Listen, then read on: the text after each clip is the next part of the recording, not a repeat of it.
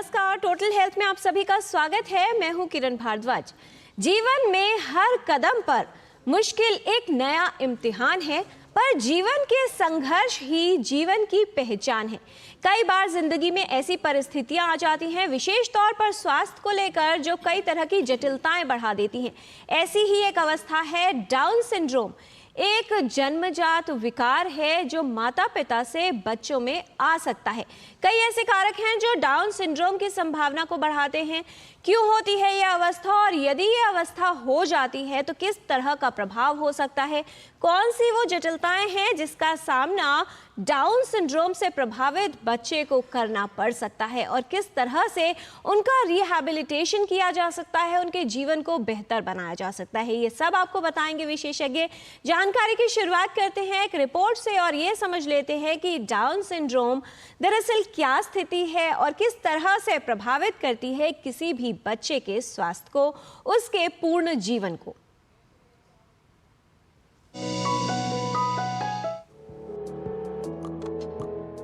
Down syndrome एक आनुवंशिक chromosomal विकार है जिसके होने पर बच्चे को कई तरह की मानसिक और शारीरिक समस्याओं से जूझना पड़ता है। क्रोमोसोम यानी गुणसूत्र डीएनए से बने तंतु होते हैं जिसमें किसी भी जीव का आनुवंशिक कोड होता है। ये कोशिकाओं के केंद्रक में पाए जाते हैं।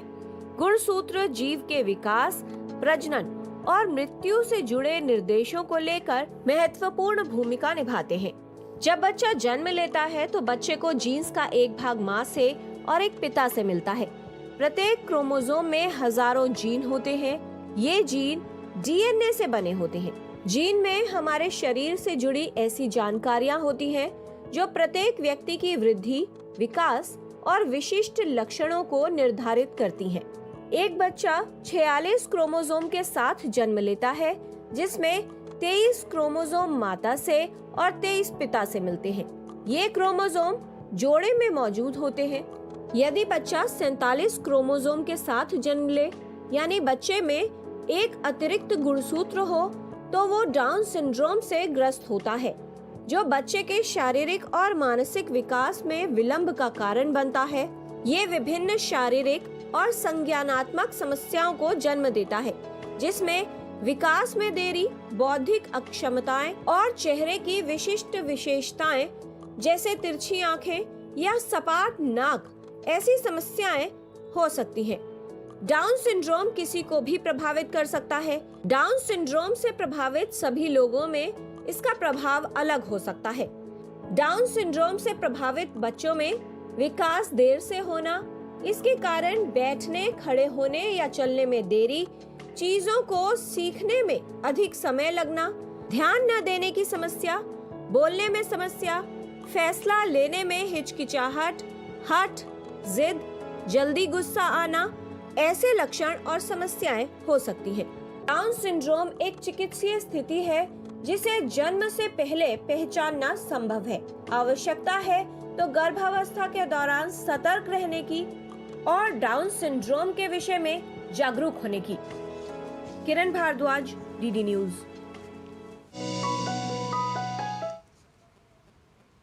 डाउन सिंड्रोम उन अवस्थाओं में से एक है जिसे न सिर्फ गर्भावस्था के दौरान पहचाना जा सकता है, बल्कि यदि इसके विषय में सतर्क रहें तो इसकी जटिलताएं जो हैं उसकी संभावना को कम किया जा सकता है। कैसे, ये बताएंगे विशेषज्ञ। इस विषय पर विस्तार से बात करने के लिए हमारे साथ उपस्थित है विशेषज्ञों का खास पैनल। उनसे आपका परिचय करा दें। आज के डिस्कशन में शामिल हैं doctor professor Deepika Deka, senior consultant maternal fetal medicine, Fellowship in Maternal Fetal Medicine from UK and USA. The important positions she held were former professor and head Department of and Chief Maternal Fetal Medicine Division, Department of AIMS, Director AIMS Kalyani, Kolkata, Vice Chancellor Health Ministry, Government of Assam, SSUHS Guwahati, Chairman Fetal Medicine Genetic Com, and President Society of Fetal Medicine. She started Fetal Medicine Division and first Maternal Fetal Medicine Fellowship at AIMS New Delhi. Pioneer prenatal diagnosis therapy, performed more than 2,500 intrauterine blood transfusions, more than 10,000 diagnostic procedures in 33 years and has honored with many prestigious awards. Welcome Dr. Deepika Dekar. आज के discussion में शामिल रहेंगे doctor Amit Kumar Gupta, professor department of paediatrics genetics from Maulana Azad medical college and Loknayak hospital. He has been authored and co-author for more than 30 national and international publications, nodal officer, Center for Excellence for Rare Diseases, MAMC, member expert panel of PNDT Act Committee, Ministry of Health and Family Welfare, member expert panel for IEC Committee on Rare Diseases and member expert panel for Committee on Rare Diseases by Ministry of Health and Family Welfare. बहुत स्वागत है doctor Amit. नमस्कार. विस्तार से ये बताने के लिए कि किस तरह से जो डाउन सिंड्रोम से प्रभावित बच्चे हैं उनके जीवन को बेहतर बनाया जा सकता है, यानी क्वालिटी ऑफ लाइफ को मेंटेन करने के लिए, उनको आत्मनिर्भर बनाने के लिए थेरेपीज़ और ऑक्यूपेशनल थेरेपी या रिहैबिलिटेशन किस तरह से कार्य करता है, ये बताने के लिए आज के डिस्कशन में शामिल हैं Lipika Malik, occupational therapist from Indian Spinal Injury Center. She has more than 10 years of experience and working in the field of occupational therapy, especially for the betterment of the persons with disabilities, Divyangjan, in order to maximize their independence in daily activities and occupations and in the community. बहुत स्वागत है लिपिका जी आपका. आज का जो विषय है वो हम सभी से संबंधित है, क्योंकि वो बच्चा जो डाउन सिंड्रोम से प्रभावित होता है, न सिर्फ उसका जीवन बल्कि उसके परिवार का जीवन भी कहीं ना कहीं प्रभावित रहता है. ऐसे में ये एक ऐसी समस्या है जिससे काफ़ी हद तक बचाव किया जा सकता है और संभावना को कम किया जा सकता है. इसके लिए आवश्यकता है जागरूक रहने की, सतर्क रहने की. जानकारी हम आप तक पहुंचाएंगे. डाउन सिंड्रोम को लेकर इस विषय से संबंधित कोई आपके सवाल हैं या फिर कोई समस्या जिसका समाधान आप हमारे विशेषज्ञों से लेना चाहते हैं, तो इस जो 2 नंबर्स हैं इन पर कॉल कर सकते हैं. 011 है दिल्ली का STD कोड जो आपको लगाना है, और नंबर है 2309-7648 एंड 2309-7671. इन दोनों नंबर्स पर आप कॉल कर सकते हैं. साथ ही आप अपने प्रश्न ईमेल भी कर सकते हैं ddnewstotalhealth@gmail.com पर. तो आइए जानकारी की शुरुआत करते हैं और समझते हैं कि अवस्था कितनी गंभीर है और कितनी ज़्यादा तैयारी और सतर्कता की हमें आवश्यकता है. सबसे पहले डॉक्टर अमित गुप्ता, आपसे समझना चाहेंगे, हमारे देश के परिप्रेक्ष्य में बात की जाए, कितनी चैलेंजिंग स्थिति आपको लगती है, कितनी बड़ी चुनौती है और क्यों आवश्यकता लगती है कि सभी को इसके विषय में जानकारी हो जब बात आती है डाउन सिंड्रोम की, इसके प्रभाव की? डाउन सिंड्रोम एक महत्वपूर्ण जेनेटिक डिसऑर्डर है और बहुत कॉमन है, एक कॉमन तरीके की जेनेटिक परेशानी है, और सबसे अच्छी बात है कि प्रिवेंटेबल है.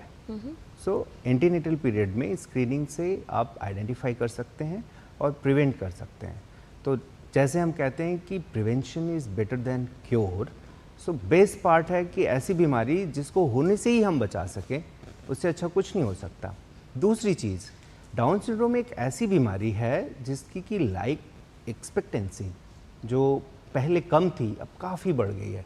तो अभी अगर हम इंटरनेशनल डेटा की बात करें तो 58% लगभग 60 ईयर्स तक वो लोग जिंदा रहते हैं और नियर नॉर्मल लाइफ जी सकते हैं. ऐसा नहीं है कि वो बहुत परेशानी या ट्रबलसम लाइफ होती है.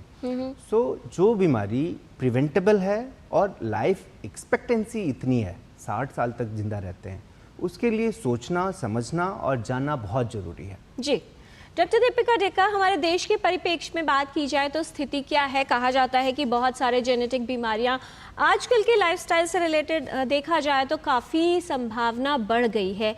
डाउन सिंड्रोम को लेकर आंकड़े क्या बताते हैं? किस तरह का बदलाव आप देख रही हैं? क्या इसका खतरा भी लगातार बढ़ रहा है? डाउन सिंड्रोम काफ़ी कॉमन है जैसे बताया था, और ये किसी भी एज पे हो सकता है, starting from very young age से लेकिन आफ्टर द एज ऑफ 35 ये देखा गया है कि उसके बाद जो प्रेगनेंसीज होते हैं मदर की एज 35 से ज़्यादा, उनमें ज़्यादा कॉमन हो रहा है. तो आजकल यही चेंज है कि पहले बच्चे फैमिली कंप्लीट हो जाता था बाय द टाइम कि एक लेडी 30 इयर्स की हो, लेकिन आजकल 30 इयर्स पे कोई शादी ही नहीं करता है, 35 पे प्रेगनेंसीज ही नहीं होते. सो यू सी जो हमारे पास आते हैं पेशेंट्स है, average age starts from like से 28 से लेके 40-42 तक. So after the age of 35 age I said Down syndrome ज़्यादा कॉमन है. सो इसलिए हमें ज़्यादा देखने को मिल रहा है डाउन सिंड्रोम बेबीज़. जी Yes. और इसी के लिए आवश्यकता है कि जैसा हमारी विशेषज्ञ डॉक्टर दीपिका डेका कह रही हैं कि जो मैटरनल एज है प्रेगनेंसी के लिए वो जितनी बढ़ती है, इस रोग के होने की संभावना, इस समस्या के होने की संभावना उतनी ही बढ़ जाती है. तो बहुत सारे इस तरह के कारक हैं जिन पर हमें ध्यान देने की आवश्यकता है. और जैसे डॉक्टर अमित ने कहा था कि लाइफ एक्सपेक्टेंसी डाउन सिंड्रोम वाले पेशेंट्स की जो है अब काफ़ी बढ़ गई है. ऐसे पे लिपिका जी कितना आवश्यक आप मानती हैं रिहैबिलिटेशन का महत्व, ऑक्यूपेशनल थेरेपी का महत्व, और जो सबसे महत्वपूर्ण बात है क्योंकि कई तरह से प्रभावित करता है ये डिसऑर्डर या विकार बच्चों को, तो जितनी जल्दी उनको इंडिपेंडेंट बनाया जा सके, किसी तरह का इंटरवेंशन किया जा सके, कितना बदलाव ला सकता है ऐसे किसी भी बच्चे या व्यक्ति के जीवन में? जी, सो डाउन सिंड्रोम इसका कंडीशन जहाँ पर कोई रिवर्स नहीं है. अब जब एक बच्चा डाउन सिंड्रोम के साथ हो गया है तो उसको अब है, ऐसा नहीं होगा कि कुछ प्रोग्रेस हो रहा है या कुछ रिवर्स होगा, ना ही there is a cure. But उनकी लाइफ को बेटर बनाने के लिए, उनको आत्मनिर्भर बनाने के लिए थेरेपीज़ का होना बहुत ज़रूरी है, जिसमें ऑक्यूपेशनल थेरेपी और भी इंटरडिसिप्लिनरी रिहैब के जो भी ब्रांचेस हैं वो अगर एक साथ होकर बच्चों को, डाउन सिंड्रोम के बच्चों को अच्छे से उनकी एसेंशियल लाइफ स्किल्स जैसे कि फीडिंग स्किल्स या फिर उनकी ड्रेसिंग स्किल्स, उनको जितनी जल्दी इंडिपेंडेंट बनाया जाए उतना ही वो अपनी लाइफ में आगे बढ़ सकते हैं. जी डॉक्टर अमित, किस तरह से समझाना चाहेंगे? बहुत सारे ऐसे विकार हैं जो कहीं ना कहीं जब होते हैं तो उसका जो पूरा जिम्मा है वो माँ पर डाल दिया जाता है. डाउन सिंड्रोम की बात करें, जेनेटिक्स कितना रिलेटेड है और किस तरह से समझाना चाहेंगे एक बच्चे में ये विकार आता कैसे है? जी, हम बात करते हैं जेनेटिक्स बीमारियों की.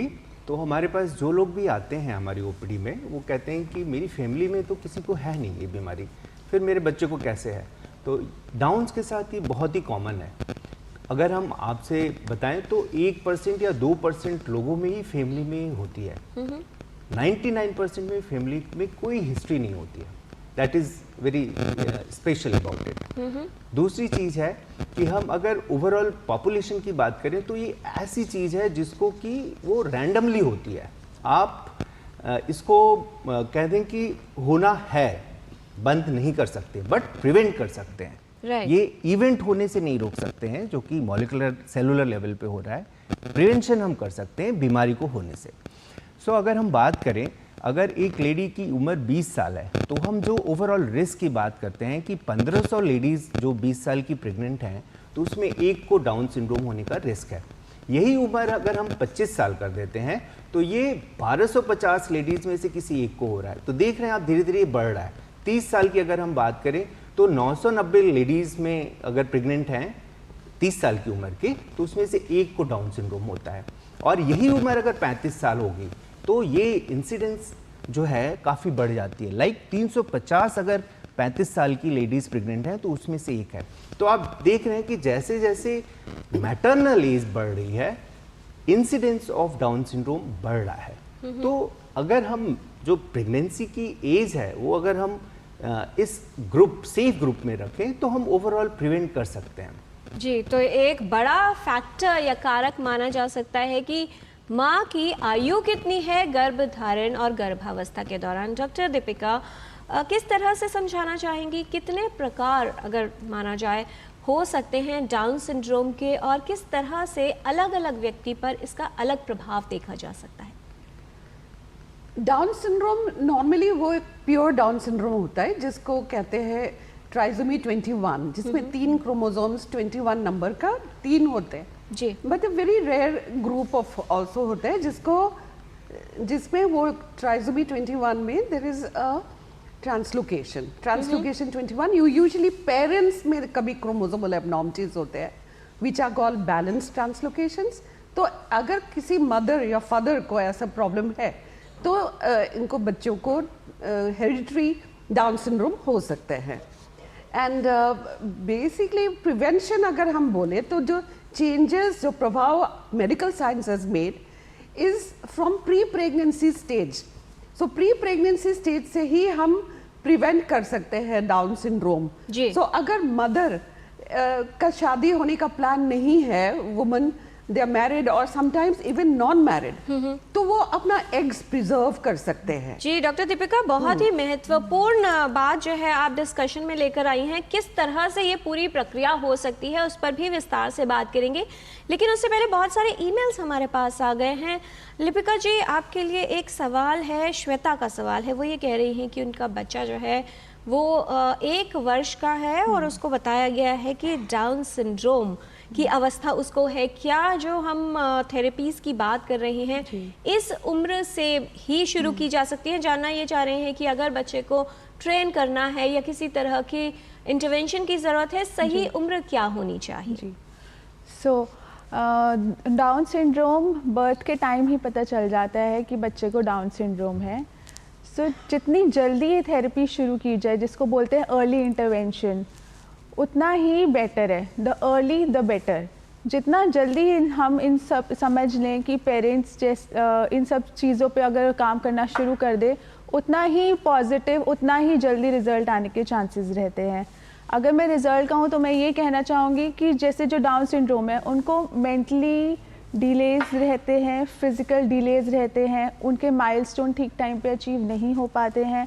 तो वो जितनी जल्दी एक थेरेपिस्ट, एक ऑक्यूपेशनल थेरेपिस्ट की सहायता ले, एक अर्ली इंटरवेंशनिस्ट की सहायता ले, उतनी ही जल्दी वो अपने बच्चे को ये सारे माइलस्टोन्स अचीव कराने में सक्षम रह पाएंगे. जी, तो और कौन से लक्षण या संकेत हो सकते हैं बच्चे में डाउन सिंड्रोम के, और ऐसी अवस्था में क्या किया जाए, ये जानेंगे विशेषज्ञों से एक छोटे से ब्रेक के बाद.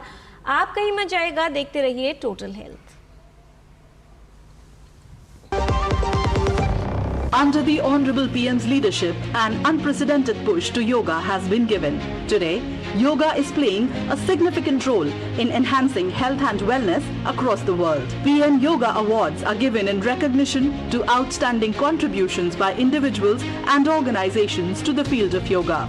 These awards carry a trophy, certificate and a prize of 25 lakh rupees. Hurry! Send your entries through MyGov platform before 31st March. Visit Ministry of Ayush website or MyGov platform for more details. मेरी पसंद. मेरी पसंद. मेरी पसंद. मेरी पसंद. हमारी पसंद. हम सबकी पसंद. मजबूत देश का मजबूत सरिया हो गया स्टील. जो लक्ष्य चुना था समझ आने लगा है. GLA यूनिवर्सिटी, उच्च लक्ष्य की निश्चित प्राप्ति.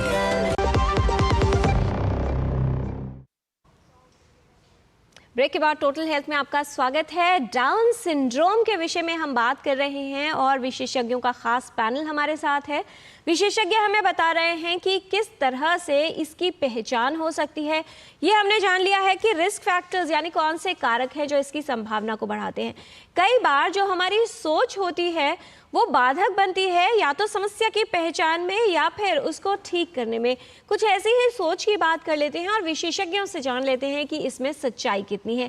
पहली बात डॉक्टर दीपिका डेका आपसे कि बहुत से लोग ये मानते हैं कि डाउन सिंड्रोम की पहचान शिशु के जन्म के बाद ही हो सकती है. क्या ये बात सत्य है? सर्टेनली डिलीवरी के बाद पता चलता है. फिर आजकल साइंस इतना आगे बढ़ चुका है कि हमें बच्चे में डाउन सिंड्रोम है कि नहीं ऑलमोस्ट 10 से 11 हफ्ते प्रेगनेंसी में ही पता चल सकता है. जी, तो ऐसे लोग जो ये सोचते हैं कि अगर बच्चे में डाउन सिंड्रोम होगा तो बच्चे के जन्म के बाद ही समस्या की पहचान हो पाएगी, वो ये जान लें कि अगर आप गर्भावस्था में स्पेशली काउंसलिंग करवाते हैं, सही जांच करवाते हैं, तो गर्भावस्था में भी इसकी पहचान हो सकती है. और जो जटिलताएं हैं बहुत सारे जो बच्चे के जीवन को प्रभावित करती हैं, उससे आप बच्चे को बचा सकते हैं. दूसरी बात जो बहुत सारे लोग मानते हैं कि ये वंशानुगत रोग है और it runs in the families, यानी परिवारों में ही चलता है. डॉक्टर अमित गुप्ता. जी बिल्कुल सही है, ये जेनेटिक बीमारी है और परिवारों में चल सकती है, बट उसके लिए सेटिंग होनी ज़रूरी है। तो अगर हम बात करें तो अधिकतर 95% जो डाउन सिंड्रोम होता है वो ट्राइसोमी 21 के कारण होता है।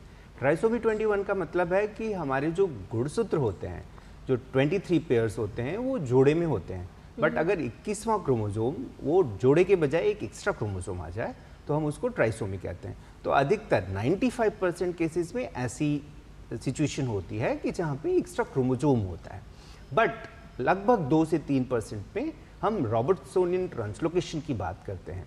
रॉबर्टसोनियन ट्रांसलोकेशन एक कॉम्प्लेक्स जेनेटिक मैकेनिज्म है जिसको अभी ठीक नहीं होगा समझाना, बट उसके कारण अगर वो है तो ये इनहेरिटेड फैमिली में रन करता है।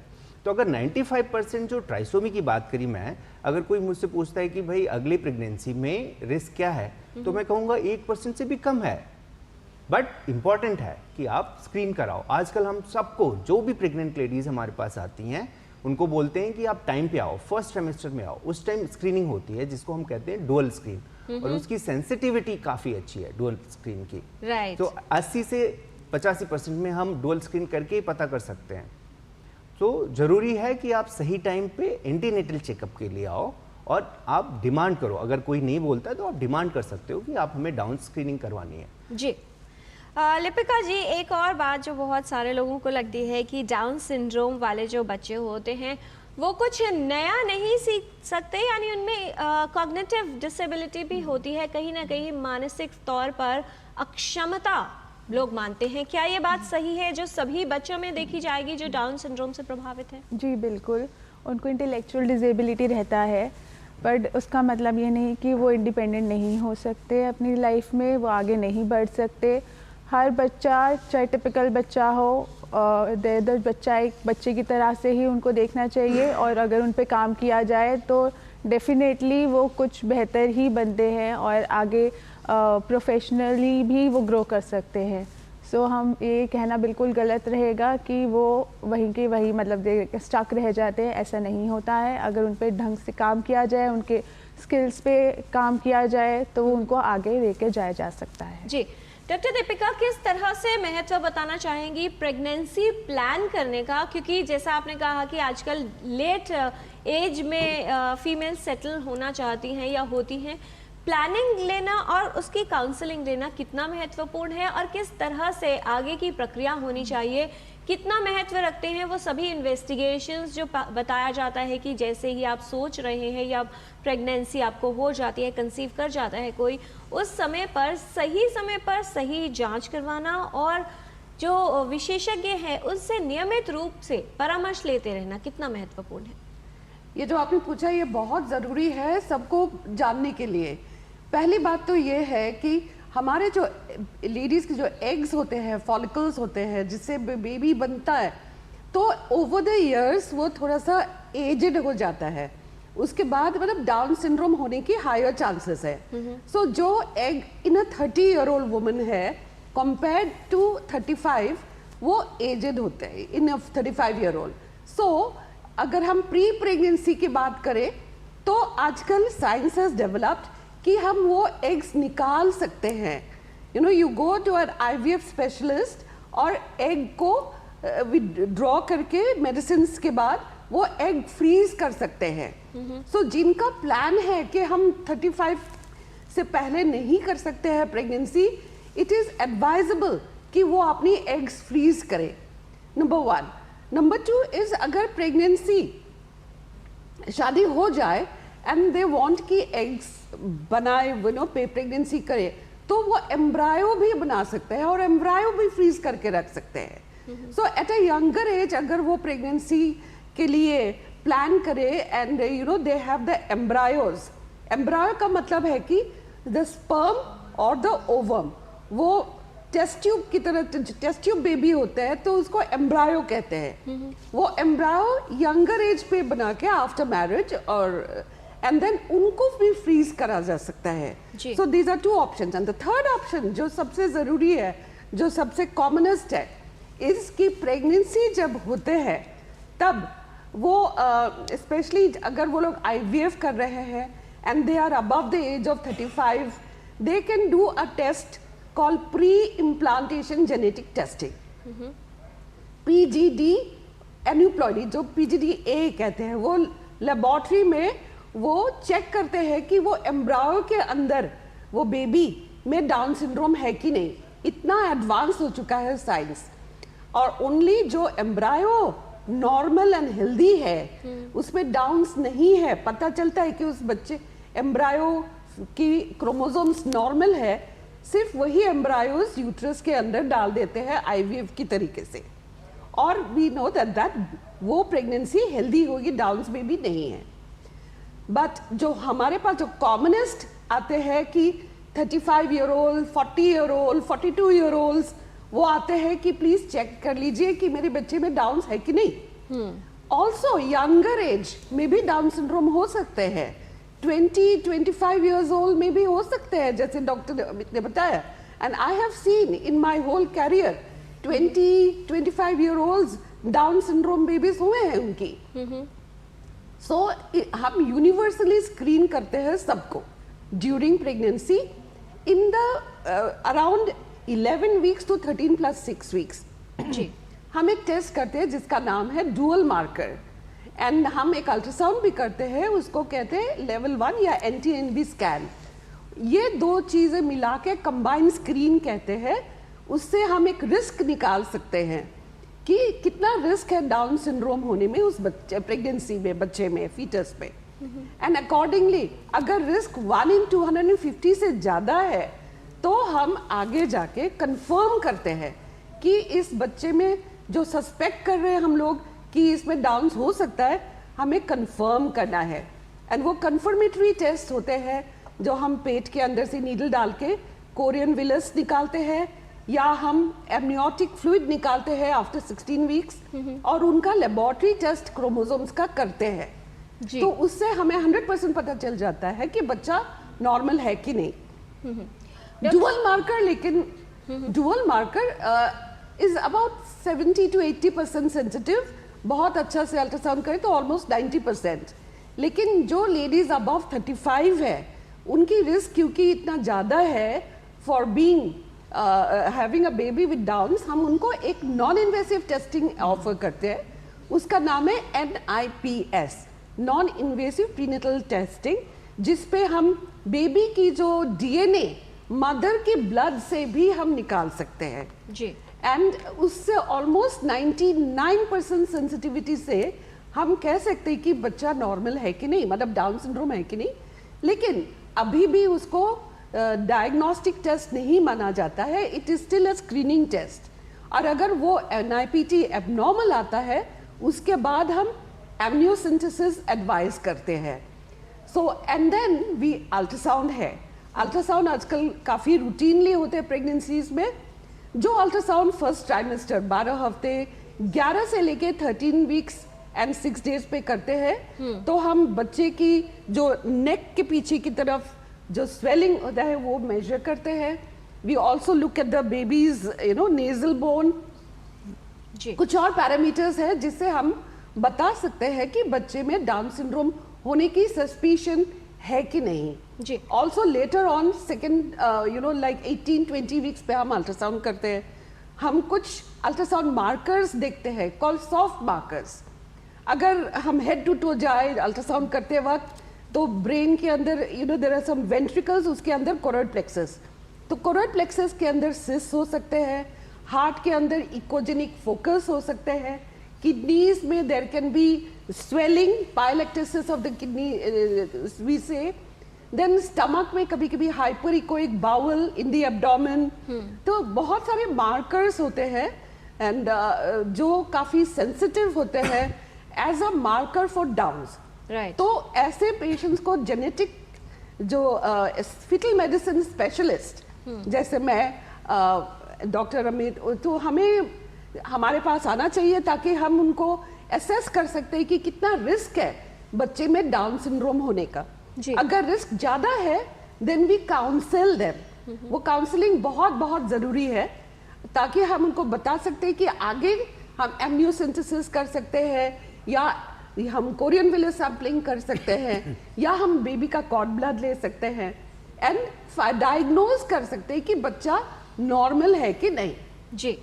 So, doctor in Amit, short. एक ईमेल हमारे पास है। रूबी जी का सवाल है, वो ये पूछ रहे हैं कि क्योंकि इसका कहीं ना कहीं लिंकेज जो है वो जेनेटिक्स के साथ भी है, डाउन सिंड्रोम में अगर बहुत क्लोज फैमिली एसोसिएशन में मैरिजेस होती हैं, शादी होती है, तो कितनी संभावना हो सकती है इस रोग के होने की? जी, तो बेसिकली वो पूछ रही हैं कि अगर कंसैंग्यूनस मैरिज है तो क्या डाउन सिंड्रोम का रिस्क बढ़ता है? जी। तो नहीं, डाउन सिंड्रोम का रिस्क कंसैंग्यूनस मैरिजेस के कारण नहीं बढ़ता है। तो इसका कारण अलग है, क्योंकि अगर हम बात करें तो जो ओवा एक तरीके का एग हम लेमैन में बोल सकते हैं, वो बच्चे के जन्म, मतलब एक डॉटर है उसके जन्म से पहले ही बन के रखे होते हैं ओवरी के अंदर, और ड्यूरिंग प्रोसेस जैसे एजिंग होती है तो उसमें चेंजेस होते हैं। तो जैसे चेंजेस होते हैं तो उसके कारण एक मैकेनिज्म है, बोलते हैं मेयोसिस, के मेयोसिस में एरर के कारण डाउन सिंड्रोम एक रीज़न है जो साइंटिफिक बेसिस है। तो वो फैमिली में शादी करने से वो फ़र्क नहीं पड़ता, वो ऑनगोइंग प्रोसेस है, नॉर्मल प्रोसेस है। सारे ही जो भी एज जैसे जैसे बढ़ती है वो molecular mechanism, cellular mechanism affected होता है, उसके कारण हम उसको टेक्निकली नॉन डिसजंक्शन बोलते हैं। So this is basically during cell division, non disjunction के कारण एक एक्स्ट्रा क्रोमोसोम लगा रहता है और उसके कारण ट्राइसोमी 21 होती है। तो डाउन सिंड्रोम शादी जो कि कंसैंग्यूनस मैरिजेस है उसके कारण, हाँ कुछ ऑटोसोमल रिसेसिव डिसऑर्डर्स हैं जो कि कंसैंग्यूनस मैरिज अगर फैमिली के अंदर क्लोज निट फैमिली के अंदर शादियां होती हैं तो उसमें होती हैं। जी, लिपिका जी, किस तरह की जटिलताएं बच्चे में आना शुरू होती हैं जब जन्म से ही अगर बात की जाए? कौन कौन सी समस्याएं, किस तरह की जटिलताएं होती हैं जिसमें अगर सही तरह से इंटरवीन किया जाए, जल्दी इंटरवेंशन किया जाए तो काफ़ी हद तक प्रभाव हो सकता है और बच्चे को ट्रेन किया जा सकता है? जी, जब बच्चा पैदा होता है तो उसके बाद धीरे धीरे करके वो एक एक अपने माइलस्टोन्स अचीव करते हैं, जैसे कि पहले साइड से पलटना, अपने पेट के बल लेटना, फिर धीरे धीरे वो बैठने की ओर बढ़ता है, फिर धीरे धीरे वो सिटिंग से स्टैंडिंग पे जाते हैं, क्रॉलिंग करते हैं, वॉकिंग करते हैं। तो ये इनिशियली ही एक मदर को बहुत आराम से पता चल जाता है कि ये सारी समस्याएं मेरे बच्चे में आ रही हैं, क्योंकि वो सब नहीं कर पा रहा बिकॉज उसको डाउन सिंड्रोम है।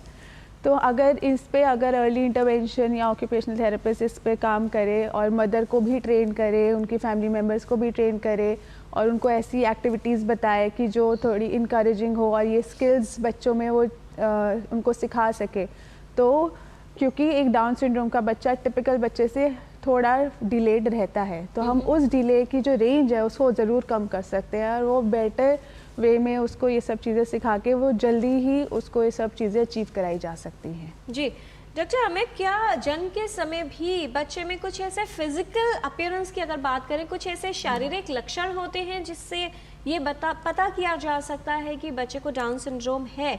और क्या ये जो लक्षण या साइंस हैं ये हर उस बच्चे में होंगे जो डाउन सिंड्रोम से प्रभावित है? जी बिल्कुल, बहुत ही अच्छा सवाल है। सो डिसमॉर्फोलॉजी हम टेक्निकल टर्म जो यूज करते हैं, तो डाउन्स के लिए बहुत ही स्पेसिफिक डिसमॉर्फोलॉजी है। तो सर उनका थोड़ा हम अपने टेक्निकल भाषा में बोलते हैं ब्रैकिकेफली होता है, सो थोड़ा सा चौड़ा होता है और आगे से पीछे अगर लंबाई करें तो वो कम होती है। दूसरा है कि एक फ्रंटेनल होता है पीछे, पोस्टीरियर फ्रंटेनल, वो ओपन होता है, जनरली ये बर्थ के टाइम पे बंद होना चाहिए। आइज़ की बात करें तो अपवर्ड स्लांटिंग आइज, जैसे कि आप देख रहे होंगे अपवर्ड स्लांटिंग होती है। पूरा फेशियल प्रोफाइल जो होता है वो फ्लैट होता है, जो नाक होती है वो छोटी होती है और फ्लैट होती है, और माउथ भी उनका छोटा होता है, थोड़ा नेक छोटी होती है।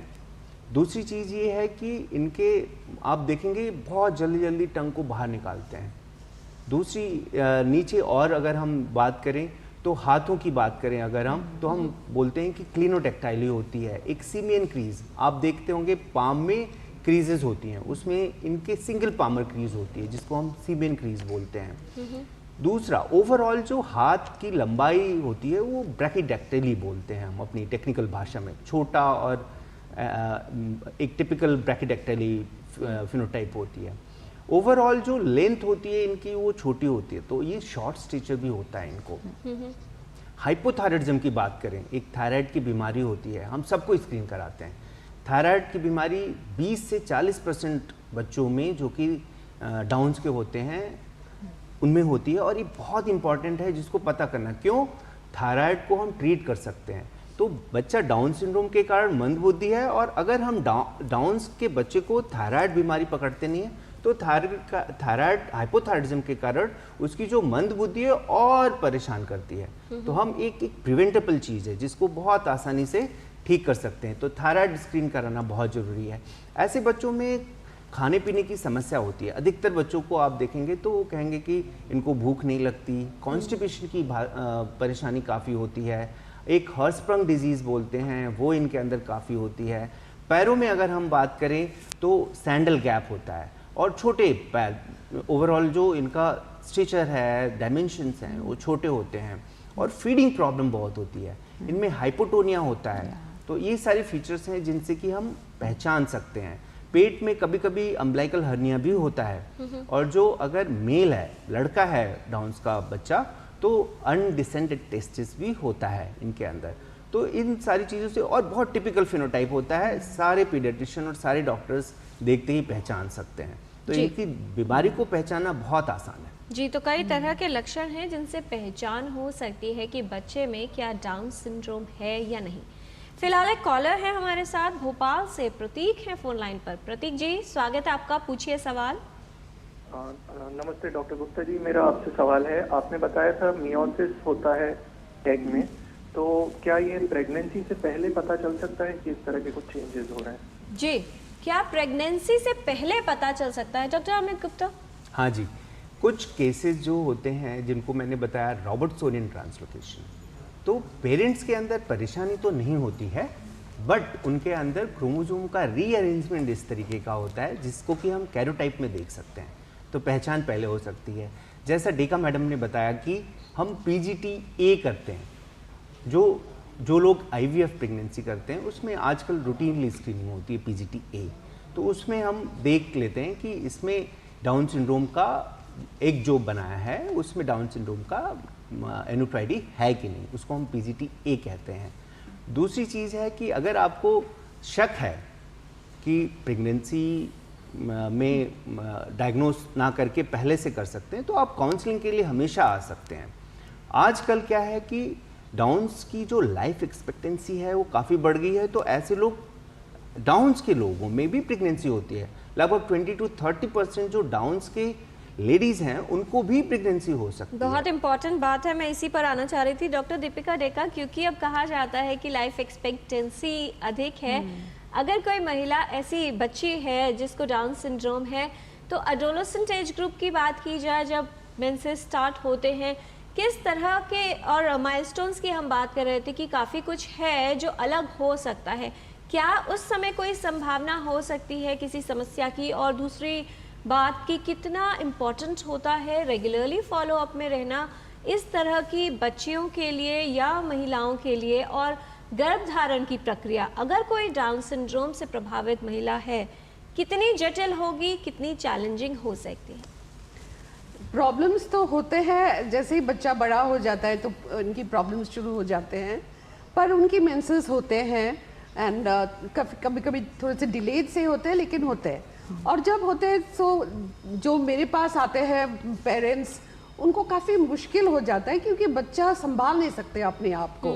इनफैक्ट अर्लियर ईयर्स में मुझे याद है कि मैं बोलना नहीं चाहती इस फोरम में, बट पेरेंट्स खुद ही रिक्वेस्ट करते हैं कि इसकी बच्चेदानी निकाल दो, लेकिन फिर हमें कोर्ट से ऑर्डर ले आके हम करते थे। बट अब चीजें बदली हैं? पार्डन? अब चीजें बदली हैं, सिनेरियो अभी बदल है? इतना खास अभी भी नहीं बदले हैं क्योंकि बच्चे फिर भी अपने आप को देख नहीं पाते, लेकिन पेरेंट्स ज़्यादा अवेयर है, वो संभाल लेते हैं, बच्चों को सिखाते हैं।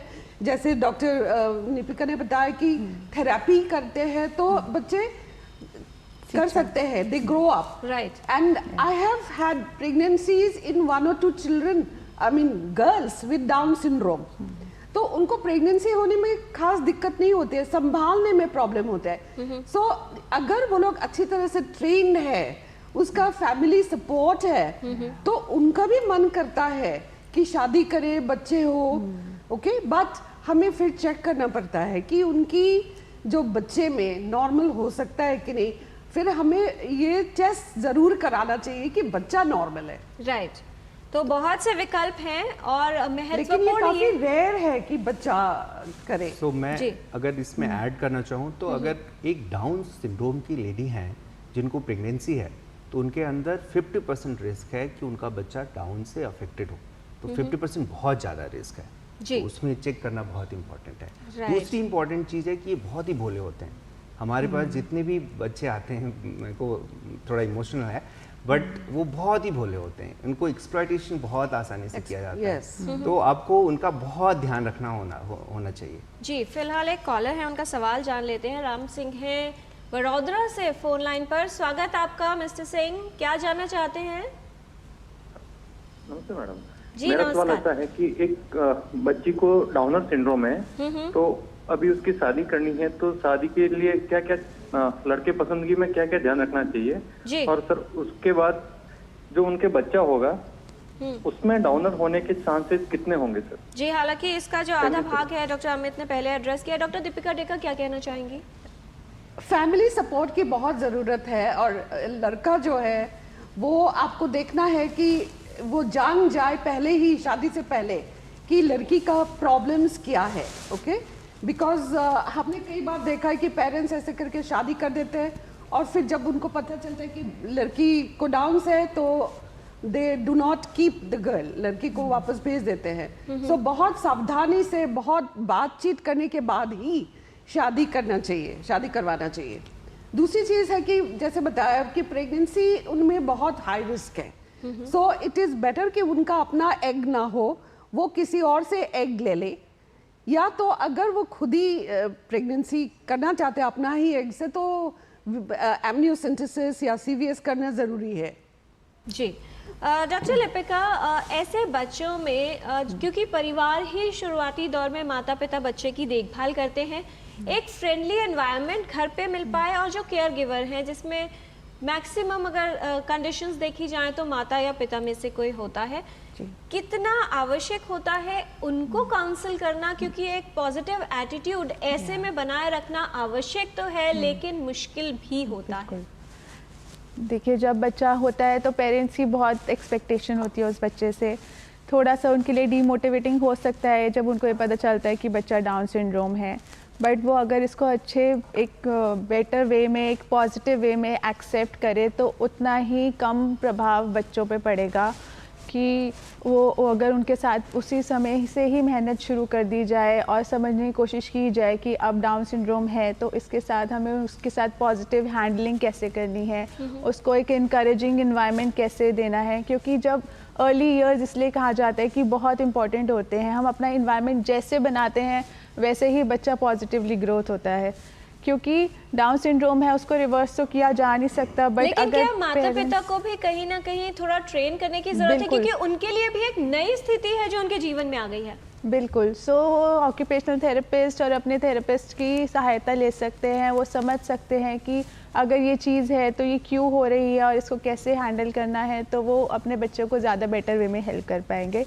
और मैं इसमें और भी ये बात ऐड करना चाहूँगी कि जैसे जैसे बच्चा बड़ा होता है तो उसकी लाइफ में सिर्फ पेरेंट्स तक ही वो सीमित नहीं रहता है, उसका स्कूल सिस्टम, उनके टीचर्स, उनके जो मेंटर्स हैं वो भी इसमें इंक्लूड होते हैं। और अगर हम सब एज अ सोसाइटी एक रिस्पॉन्सिबिलिटी ले कि हम इनको और इंक्लूजन की तरफ लेके जाएं, तो ज़रूर डाउन सिंड्रोम एक ऐसी बीमारी नहीं है कि जिसका कोई कि कुछ हो नहीं सकता, बट वो बच्चे बेटर वे में अपनी प्रोफेशनल ग्रोथ भी कर पाएंगे, पर्सनल ग्रोथ भी कर पाएंगे। और जैसे डॉक्टर दीपिका ने ये बात बोली कि जैसे मेंसेस की इश्यूज आते हैं, अगर बच्चों को इस टाइम पहले से ही ट्रेन कर दिया जाए कि उस टाइम अपना रूटीन किस तरीके से मैनेज करना है, कैसे अपने हाइजीन का ध्यान रखना है, तो इन सब स्किल्स पे पहले से ही अगर थेरेपिस्ट और पेरेंट्स मिलके काम करें तो ये सब चीज़ें मैनेजेबल हैं। जी, मैं ये ऐड एक्चुअली आजकल हम फैमिली सेंटर्ड अप्रोच की बात कर रहे हैं, तो ये हम कोशिश कर रहे हैं अपनी क्लिनिक्स में कि फैमिली सेंटर्स हमें बनाने के लिए बहुत सारे फैक्टर्स होते हैं, पड़ोसी भी होते हैं, हमारे गुरु भी होते हैं, हमारे पेरेंट्स भी होते हैं, हमारे इन्वायरमेंट भी होते हैं। ऐसे डाउन्स को अगर हम बेस्ट केयर देना चाहते हैं तो हमें पूरा इन्वायरमेंट अच्छा करना होगा, और उसमें एक कंपोनेंट, बहुत इंपॉर्टेंट कंपोनेंट है फैमिली सेंटर्ड मैनेजमेंट अप्रोच, जो कि हम लाने की कोशिश कर रहे हैं। जी, बेहद महत्वपूर्ण, क्योंकि इसी से ही वो जो बच्चा है जिसे डाउन सिंड्रोम है उसके जीवन की गुणवत्ता यानी क्वालिटी ऑफ लाइफ को बेहतर किया जा सकता है, उसे आत्मनिर्भर बनाया जा सकता है, और उसका योगदान भी सोसाइटी में हो सकता है कि वो अपने सारे काम स्वयं करे, आत्मनिर्भर बन जाए, छोटी छोटी बातें जिनका ध्यान रखना है, दैनिक कार्यों को कर पाए और जीवन में कुछ बेहतर कर पाए। डाउन सिंड्रोम के बारे में हम बात कर रहे हैं आज और जान रहे हैं विशेषज्ञों से कि किस तरह से किया जा सकता है इसका प्रबंधन, कौन से वो कारक है जिनका ध्यान रखना है जिससे बचाव हो सकता है डाउन सिंड्रोम से। कुछ और जानकारी लेंगे इस छोटे से ब्रेक के बाद। आप देखते रहिए डीडी न्यूज़, हम जल्द लौटते हैं।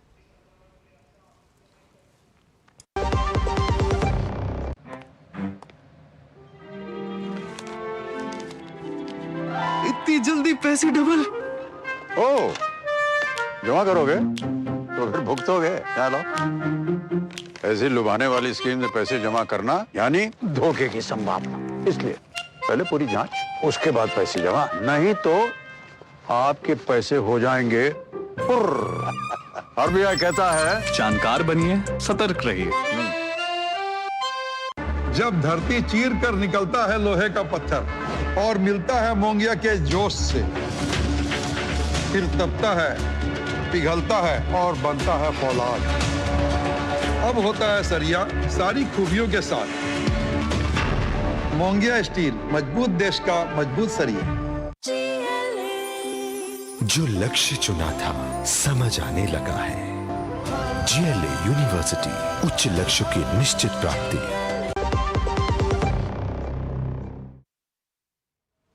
ब्रेक के बाद टोटल हेल्थ में आपका स्वागत है। डाउन सिंड्रोम के विषय में आज हम बात कर रहे हैं।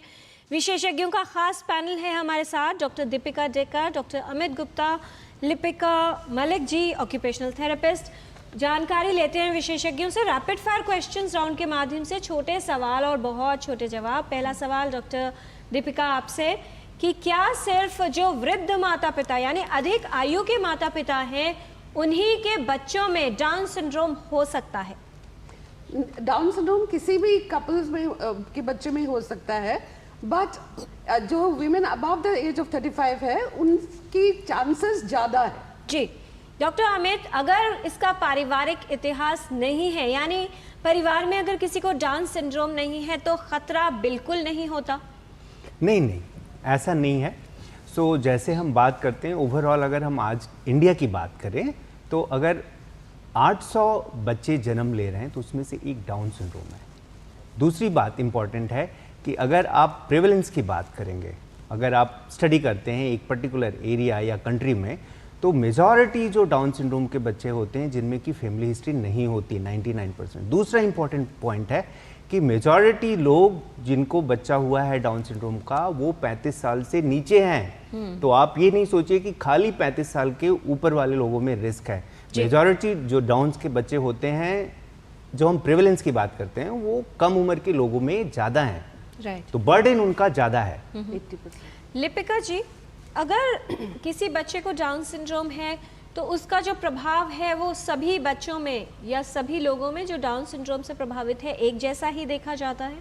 नहीं, ये चीज़ वेरी करती है किसी के बेटर, क्योंकि उनकी इंटेलेक्चुअल डिसेबिलिटी कितनी सिवियर है उस चीज़ पे ये बिल्कुल डिपेंड करता है कि उनको कितना वेरिएशन आएगा। कुछ में किसी डाउन सिंड्रोम के बच्चे में डिसेबिलिटी सिवियरिटी कम होती है तो वो और बेटर वे में स्किल्स जल्दी लर्न कर जाते हैं और ऑलमोस्ट अपनी लाइफ नॉर्मल वे से लीड कर पाते हैं। राइट।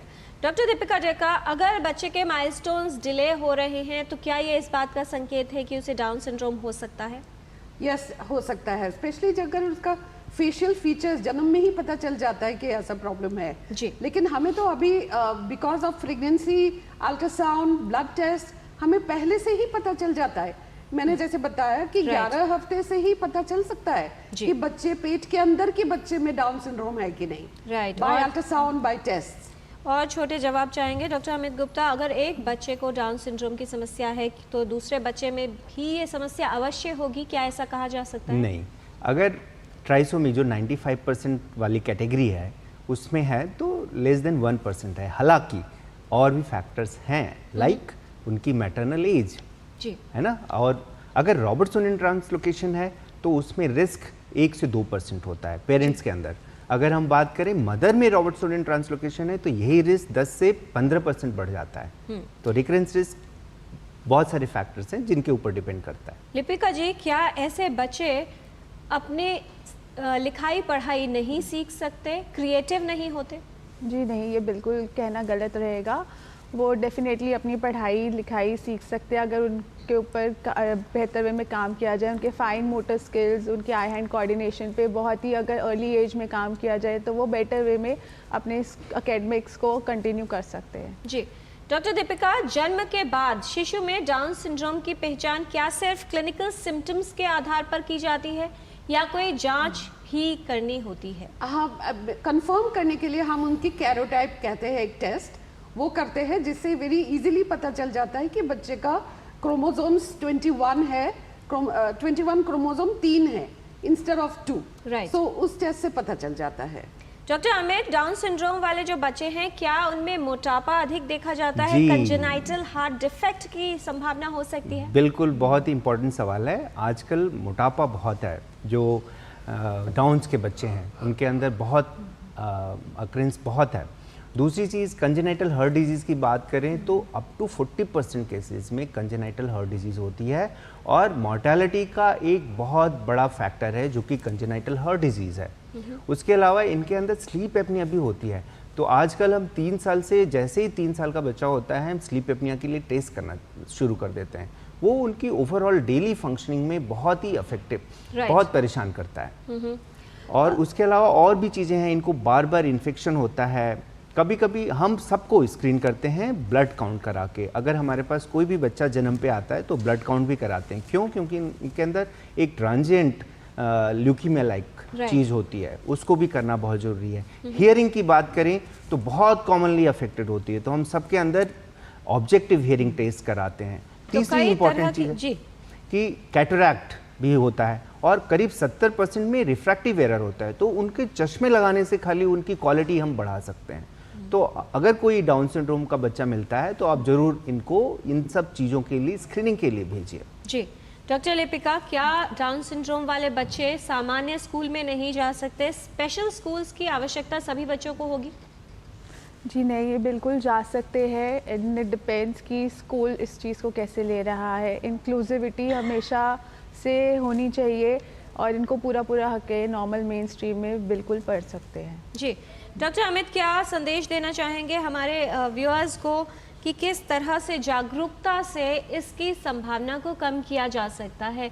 और एक सवाल भी था कि जीनोम सीक्वेंसिंग की आजकल बात होती है, तो क्या पहले से अगर प्रिडिक्ट किया जा सके, क्या अपने जीन्स को मॉडिफाई करा के इसकी संभावना को रोका जा सकता है? नहीं, सो जीन्स मॉडिफिकेशन की ज़रूरत नहीं है इसमें।